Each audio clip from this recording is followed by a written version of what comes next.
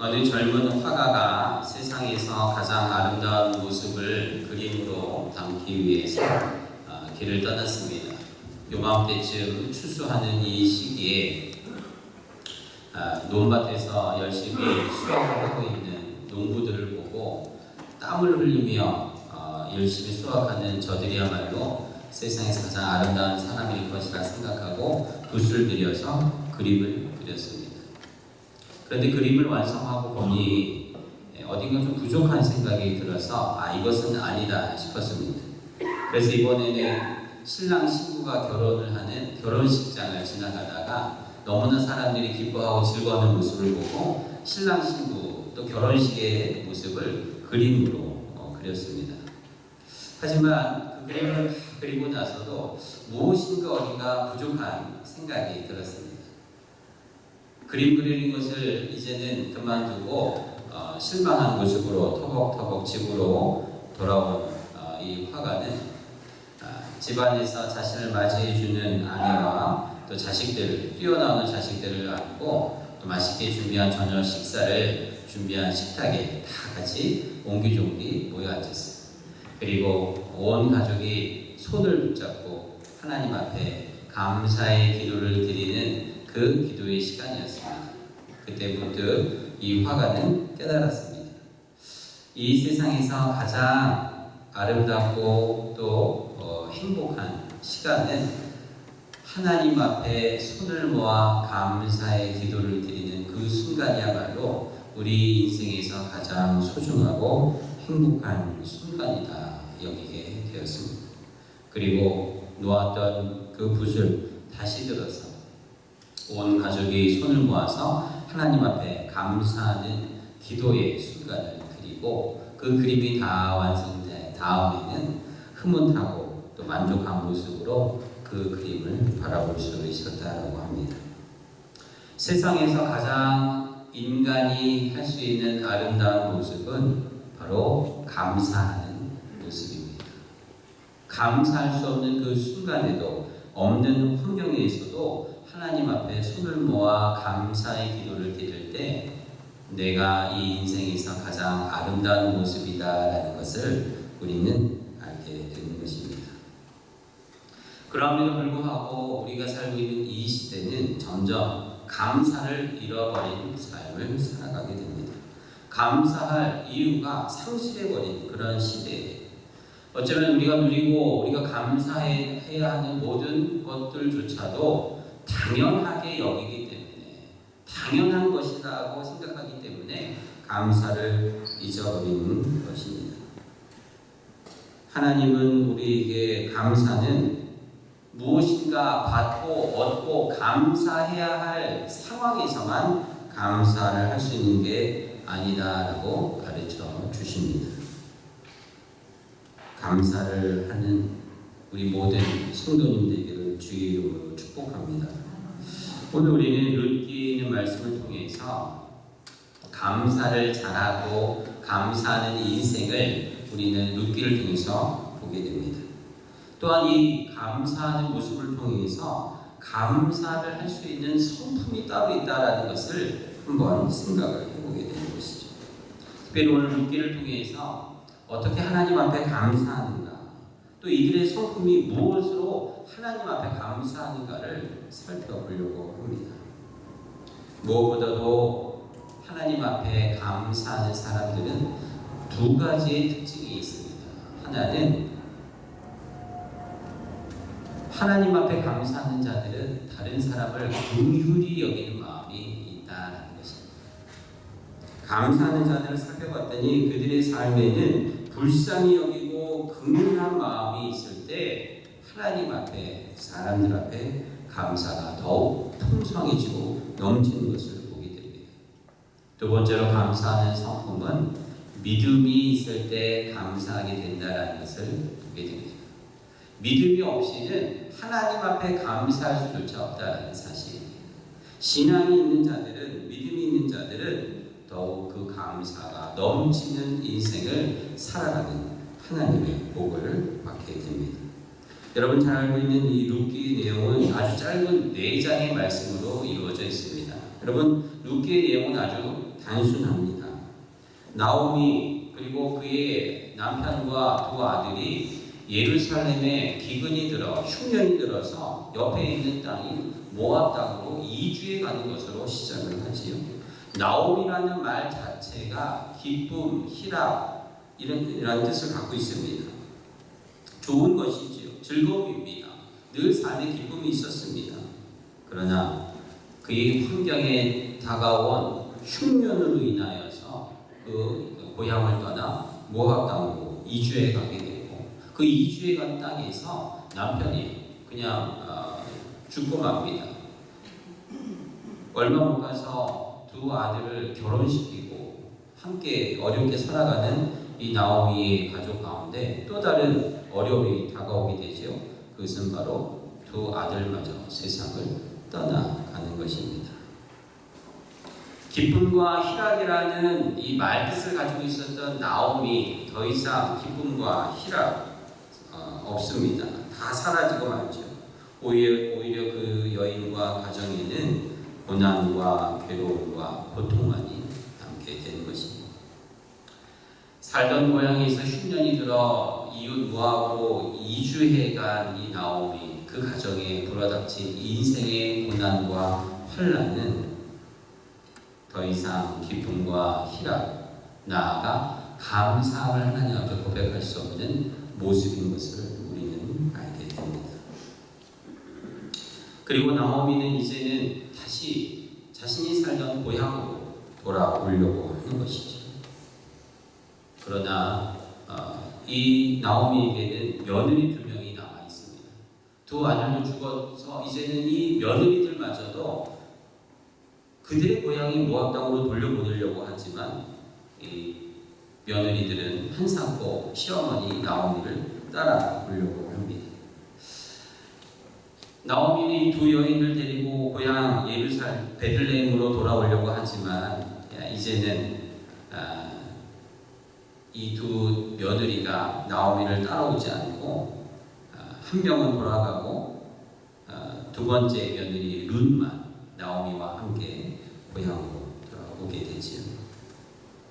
당시의 문화에는 남편이 죽게 되면은 이 여인은 친정으로 돌아가는 풍습이 있었습니다. 그래서 나오미도 고향으로 돌아오려고 했던 것이고 이 모압 두 여인도 자신의 친정으로 돌려보내려고 했던 것입니다. 하지만 룻만 이 시어머니와 함께 베들레헴으로 돌아오게 되는 내용이 바로 오늘 우리가 읽었던 이 룻기의 1장과 2장의 내용입니다. 룻은 고향으로 돌아와서 시어머니 나오미와 함께 힘들고 어렵게 살다가 보아스를 만나서 급기야는 보아스와 결혼을 하게 되고 또 보아스를 통하여 그 집안이 다시 세워지고 그리고 4장 마지막 내용에 보면은 이 보아스와 룻을 통해서 아들이 태어나는데 그 아들이 바로 다윗의 할아버지가 되는 내용으로 마치게 되는 것입니다. 그이들의 인생의 시작은 삶은 고단하고 괴로움이 가득했던 나오미와 룻의 삶이었지만 어떻게 이들은 그 인생의 말미가 인생의 결말이 하나님께 감사와 기쁨으로 마무리할 수 있었는가?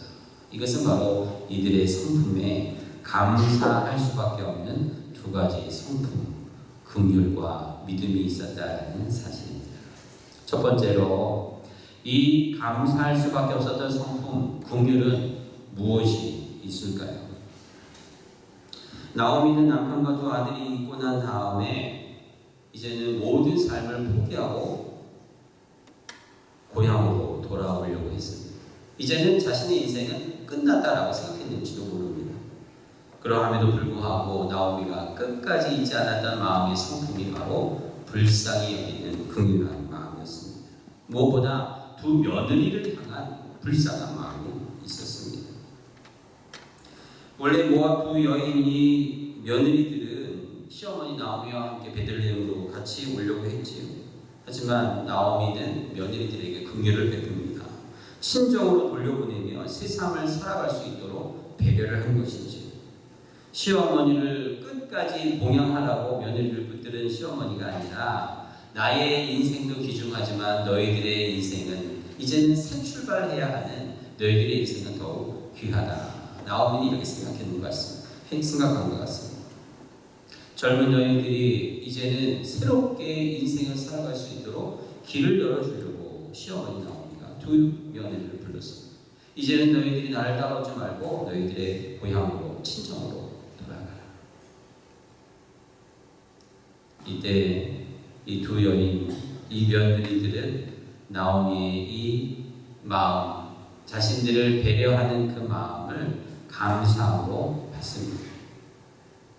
나오미는 자신의 인생의 괴로움 중에도 이 며느리들 타인을 향한 배려를 잊지 않았던 이 마음을 며느리들이 감사한 것이죠. 두 며느리 가운데 한 명 며느리는 돌아갑니다.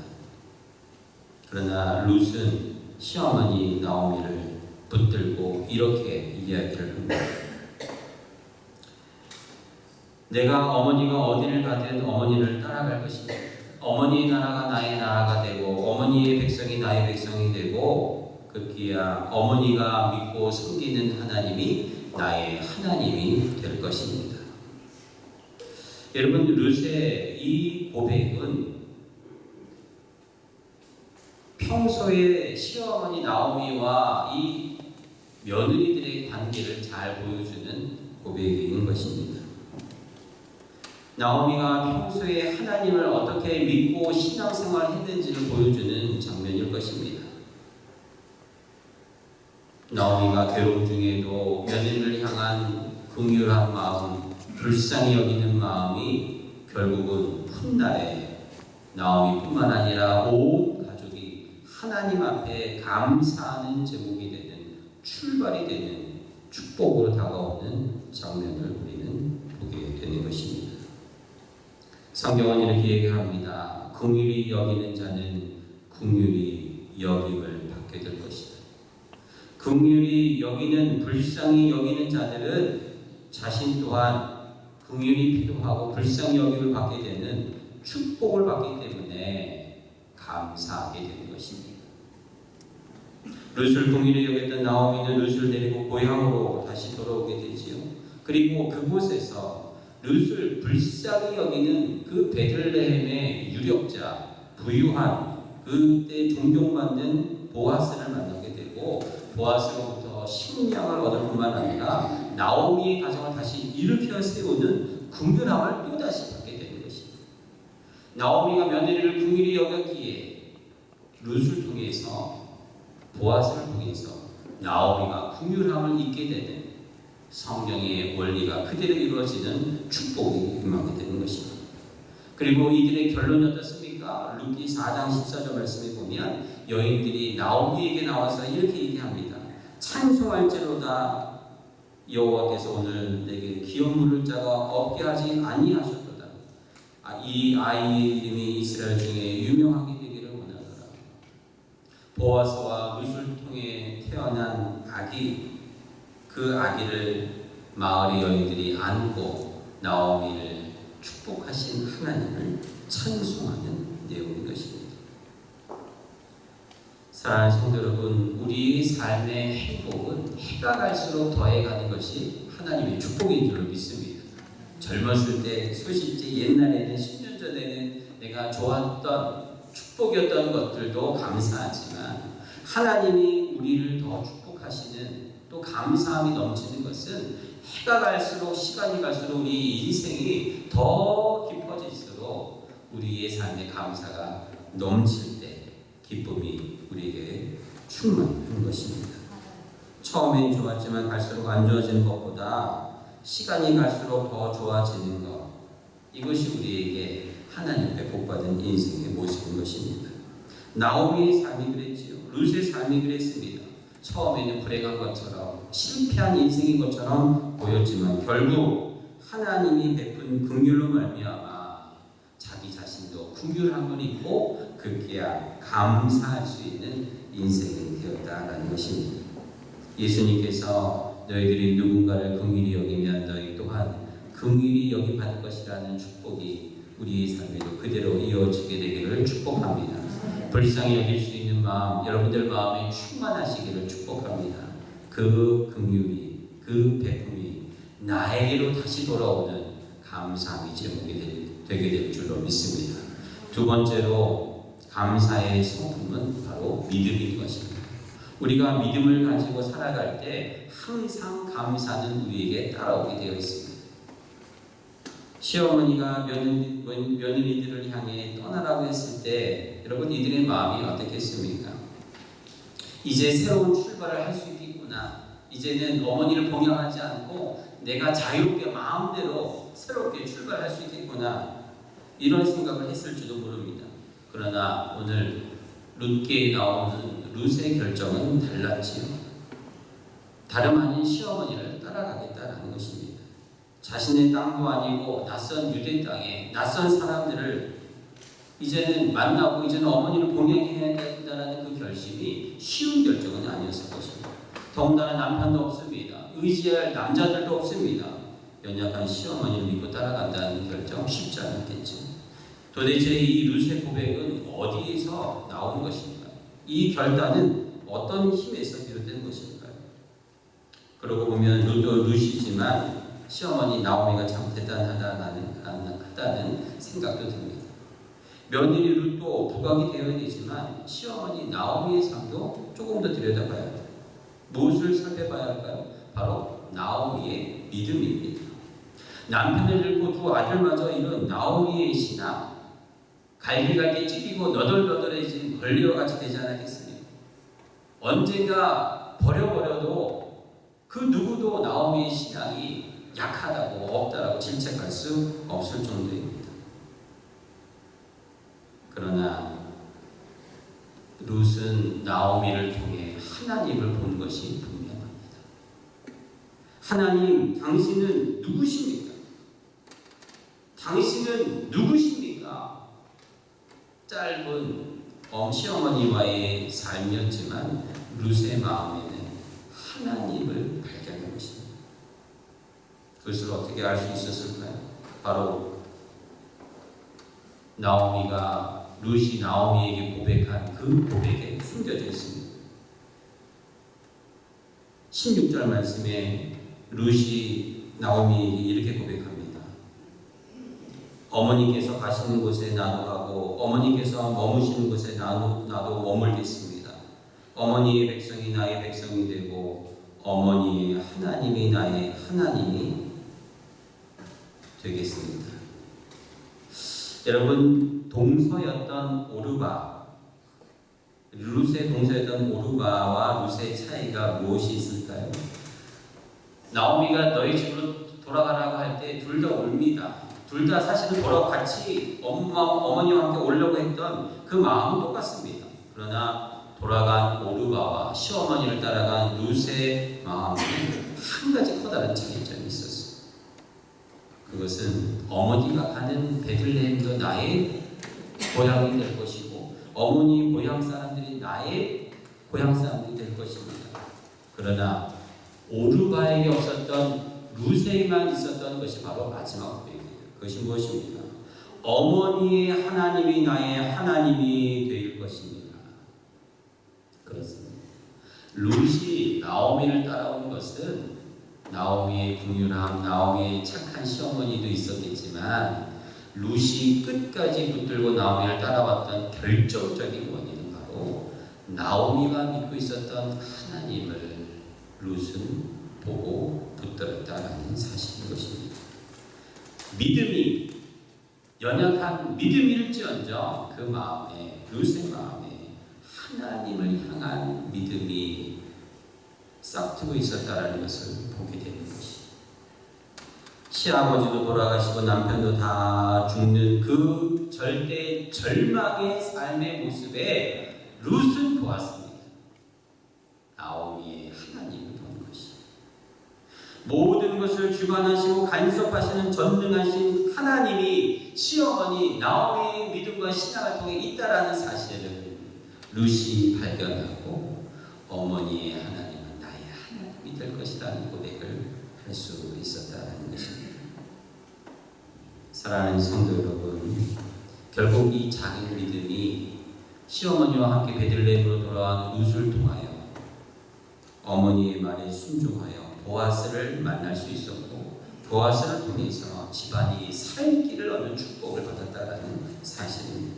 하나님을 더듬어 발견한 이 작은 신앙의 믿음의 룻을 통하여, 순종을 통하여 하나님의 축복이 룻의 가정을 일으킬 뿐만 아니라 이스라엘을 다시 새롭게 하는, 장차 다윗을 낳는 할아버지 오벳을 낳는 축복을 받게 될 뿐만 아니라 다윗을 통하여 온 세상을 다시 일으켜 세우는 감사의 축복이 흘러갔다라는 사실을 오늘 우리는 말씀을 통해서 보게 됩니다.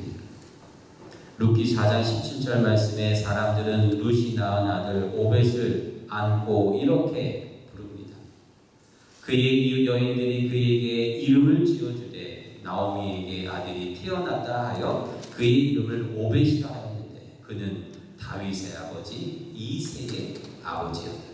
다윗 왕의 할아버지가 되는 것입니다. 그리고 마지막 4장 22절 룻기의 마지막 구절에도 이것을 다시 한번 강조하는 것입니다.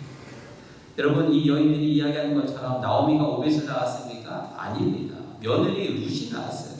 그런데도 나오미에게 아들이 태어난다는 것은 이 아들 오벳은 육의 자식 손자이기 전에 나오미의 믿음, 그리고 그 믿음을 계승한 룻을 통해 하나님이 자식을 주셨다는, 감사의 제목을 주셨다는 것을 우리에게 가르쳐 주는 것입니다. 오벳은 장차 다윗 왕의 할아버지가 되고, 그리고 다윗을 통하여 이스라엘뿐만 아니라 온 인류의 구원자 되시는 예수 그리스도가 태어나는 감사의 축복이 흘러간다는 사실을 우리는 룻을 통해 보게 된 것입니다. 사랑하는 성도 여러분, 우리의 작은 믿음이, 우리의 작은 고백이 지금은 도저히 하나님 앞에 감사할 수 없는 상황이라 할지라도 훗날 나의 믿음이 감사의 씨앗이 되게 되는 줄로 믿으시기를 축복합니다. 우리의 순종이, 우리의 믿음이 룻과 같이 우리의 가정을 다시 세우고 우리 교회를 세우고, 우리는 알 수 없지만 오랜 세월이 흘러 감사의 씨앗이 자라 열매를 맺어 많은 사람의 감사의 제목이 되는, 축복의 씨앗이 되는 오늘 이 시간이 되기를 주의 이름으로 축복합니다. 우리 인생 자체가 감사로 채워져, 감사밖에는 하나님 앞에 드릴 것이 없는 고백이 되는 여러분들의 삶이 되게 될 줄로 믿습니다. 오늘 룻의 이 말씀을 통해서 감사의 두 가지 성품을 말씀드렸습니다. 사랑하는 성도 여러분, 할 수만 있으면 긍휼히 여기시길 바랍니다. 할 수만 있으면 불쌍히 여기시길 바랍니다. 할 수만 있으면 사랑하고 이해하고 용서하고 받아들이시길 바랍니다. 이것이 아무것도 아닌 것처럼 보여도 감사의 씨앗이 될 것입니다. 감사의 제목이 될 것입니다. 마지막으로 여러분, 우리에게 있는 믿음을 소중히 여기십시오. 신앙을 소중히 여기십시오. 더 갖고 가시고 더 깊어지게 하시고 더 넓어지게 하여 주셔서 이 믿음으로 말미암아 우리의 감사가 우리의 삶뿐만 아니라 내가 알지도 모를 내 모든 후손에게까지 흘러내려 그들의 삶에 차고 넘치는 감사의 제목이 되게 될 줄로 믿습니다. 오늘 이러한 감사의 고백이, 이러한 감사의 성품이 여러분들의 삶에 충만히 더 풍성히 임하게 되기를 주의 이름으로 축원합니다.